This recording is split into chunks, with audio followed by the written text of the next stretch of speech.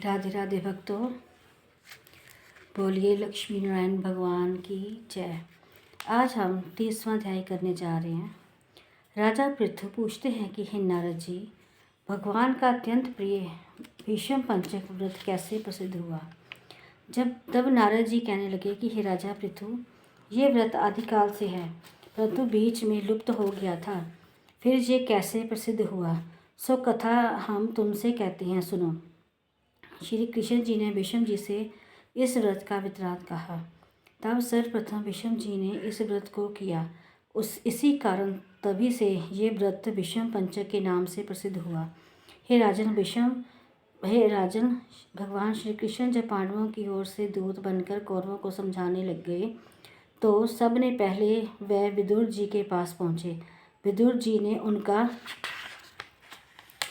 अत्यंत आदर सत्कार किया। फिर श्री कृष्ण जी भीष्म जी के पास गए। वहाँ जाकर कुशल क्षेम पूछने के बाद श्री कृष्ण जी ने अपने आने का संपूर्ण वृत्तांत भीष्म जी से कहा। तब भीष्म जी कहने लगे कि हे भगवान, त्रिलोकीनाथ होते हुए आप पांडवों की ओर से ही दूत बनकर क्यों आए हो? उनका पांडवों के साथ इतना प्रेम क्यों है? तीनों लोगों आपके वंश में हैं। तब पांडवों के पास ऐसा क्या वंशीकरण मंत्र है तथा उन्होंने ऐसा कौन सा व्रत तप अथवा यज्ञ किया है जिसके कारण आप उनके वंश में हो गए? तब श्री कृष्ण जी हंसकर बोले, हे पुत्र, यद्यपि ये अत्यंत गुप्त वार्ता है, फिर भी मैं तुमसे कहता हूँ, उन्होंने एक ऐसा व्रत किया है जो मुझको अत्यंत प्रिय है, इसलिए मैं उनके वशीभूत हूँ। अब मैं उनका वृत्तांत तुमसे कहता हूँ। पूर्व काल में उज्जैन नगरी में 5 ब्राह्मण कवि शुचि, दृढ़, दंत और हंस नाम वाले निवास करते हैं। तीनों ही वेदों को जानने वाले, रूपवान और युवस्था को प्राप्त गंधर्व विद्या में अति प्रवीण थे। वे अनेक देशों में घूमते फिरते तथा अपनी गान विद्या का प्रदर्शन करके खूब द्रव्य प्राप्त किया करते थे। एक दिन वे मथुरापुरी में सुवीर नाम वाले राजा के पास आए। संगीत काल में निपुण होने के कारण उन्होंने राजसभा में आने की इच्छा प्रकट की। वह 4 दिन उपवास करते रहे और अत्यंत पवित्र श्री यमुना जी में स्नान करते रहे। फिर उन्होंने किसी से राजा का संपूर्ण वृत्तांत सुना।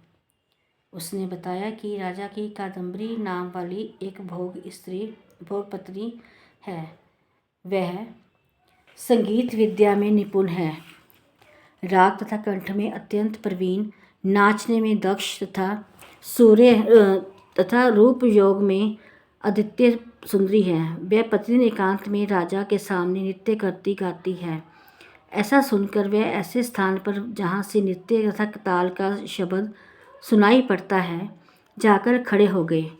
फिर राजा के पास आने जाने वालों के समीप जाकर कहने लगे, बड़े ही दुख की बात है कि राजा के पास नृत्य कला का जानने वाला कोई नहीं है।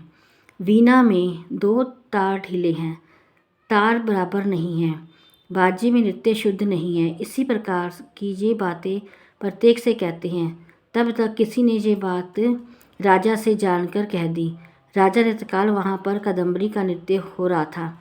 उन 5 को बुलाया और वहाँ पहुँचकर उन्होंने राजा को आशीर्वाद दिया और बैठकर कादम्बरी ने उनको संगीत विद्या में अति निपुण समझकर विशेष नृत्य किया।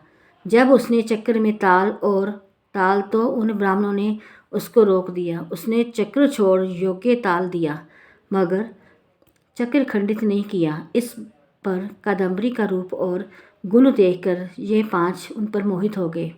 कादम्बरी भी 5 को देखकर उन पर मोहित हो गई।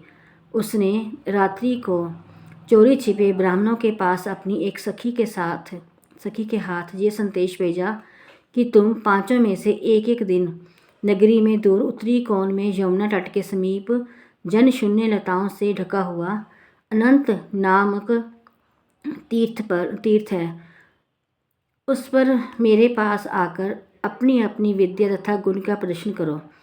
मैं भी वीणा तथा राग की अपनी कुशलता दिखाऊंगा। भगवान कहते हैं कि हे भीष्म जी, एक ब्रह्मचारी जो मेरा भक्त था, दुष्ट संगीत के भय से गांव में अति दूर वहाँ रहता था। एक दिन उस दिन वह विषम पंचक व्रत करता हुआ देवालय में मेरा पूजन करता था। कार्तिक शुक्ला एकादशी के दिन उन संगीतज्ञ ब्राह्मणों में से कवि नाम वाला ब्राह्मण वहाँ आया। कदम्बरी भी मुनि के उस स्थान पर पहुँच गई। वहाँ मुनि ने जिस प्रकार पूजा की, उस कवि नामक ब्राह्मण ने भी उसी प्रकार भगवान का पूजन किया। इसके बाद वीणा लेकर गान करने लगे। उस मुनि ने क्योंकि अपना मन जीता हुआ था, इस कारण उसे गान सुनकर भी क्रोध नहीं किया। सारी बात कदम्बरी और कवि गायक व नृत्य करते रहे। मुनि को गोबर का आचमन करते देख कवि ने वैसा ही किया। प्रातःकाल होते ही कदम्बरी राजमहल पहुंच गई। मुनि की संगीत में उनके समस्त पाप दूर हो गए। इस कारण द्वादशी के दिन कवि अपना समस्त दिव्य दान करके विरक्त हो गया। दूसरे दिन शुचि आया। उसने भी कदम्बरी के साथ रात्रि भर नृत्य गायन किया और मुनि की भांति हमारा पूजन करके गोमूत्र का आचमन किया। फिर प्रातःकाल होते ही वह भी अपना अनादि दान करके विरक्त हो गया। उसने निश्चय किया, इस दिन कदम्बरी के नृत्य गायन व रूप को देखकर मुनि का मन चलायमान नहीं हुआ। उसी प्रकार मुझे भी अपने मन को वश में करना चाहिए। त्रयोदशी के दिन दृढ़ नाम वाला ब्राह्मण कदम्बरी से मिलने आया और नृत्य गान करने के बाद मुनि की तरह पूजन वह गौ का दूध पीकर विरक्त होकर चला गया। चतुर्दशी को वहाँ पर दंत नाम वाला ब्राह्मण आया और पहले वाले और बंधुओं के समान कदम्बरी के साथ नृत्य गायन करके मुनि से बचे घी का पान करके शुद्ध चित्त होने के कारण विरक्त हो गया। सबसे अंत में पूर्णमासी को हंस नामक ब्राह्मण ने आकर मुनि को देख उनको नमस्कार किया और यमुना में स्नान कर आंवले के वृक्ष के नीचे बैठकर श्राद्ध कर्म किया।